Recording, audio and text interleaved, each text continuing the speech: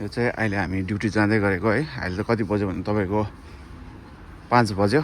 तर न यस्तो चिसो छ हो। 5 बजे त उज्यालो हुन थालेको छ तर ओभर चिसो। अब तपाईँलाई म अहिले ड्युटीबाट निक्लिँदाखेरि पनि बनाउँछु भिडियो है, त्यति बेला देखाउँछु है के कस्तो हुन्छ कसरी हिँड्छ है। हामी यो पोल्यान्डको ग्रुजन भन्ने ठाउँमा छु सानोबाटै। र आज चाहिँ 12 बजे छुट्टी भइदियो मेरो। यो चाहिँ ड्युटीबाट आउँदै गर्दाखेरि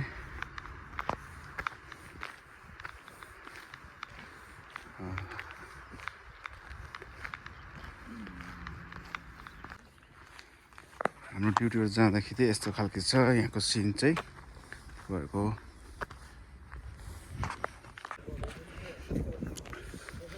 चाहिँ हाम्रो भाइ जो अगाडिको चाहिँ कोलेगा, कुन चाहिँ कोलेगा हो युक्रेनी कोलेगा। आज चाहिँ के भन्दा 12 बजे छिट्टै छुट्टी भएर चाहिँ म घरतर्फ जाँदैछु है।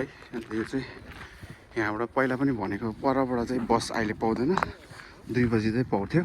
तर अहिले चाहिँ यहाँ अलिक हिँडेर जानुपर्छ, पर अर्को स्टपबाट चाहिँ बस पाउँछ। त्यो भएर जाँदैछु। यताबाट चाहिँ आएको हाम्रो चाहिँ कम्पनी यहाँदेखिको चाहिँ उता अलिक पर छ। कम्पनीको पनि भिडियो बनाइदिन कुनै दिन। ओ यस्तो मैला गरेछ त यहाँ पनि, लुगाहरू फ्यालिरहेको रहेछ। यसो गर्नु त हुँदैन त।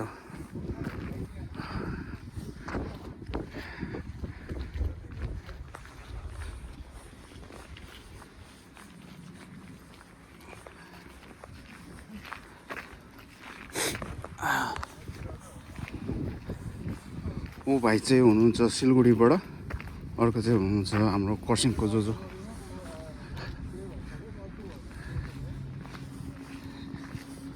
अन्त तपाईँको लोकल भाइ चाहिँ हुनुहुन्छ दार्जिलिङबाट भन्दा भयो है।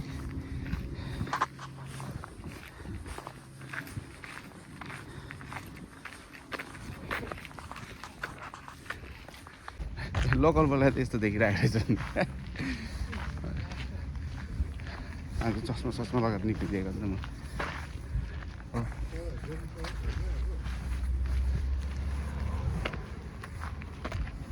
निकै टाढो राख्नु पर्दो रहेछ नि त हौ भने क्यामेरा चाहिँ। यस्तो गरेर चाहिँ देख्दैछु डल्लै।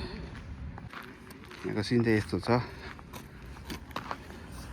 यो बाटो चाहिँ क्रस गर्नुपर्छ।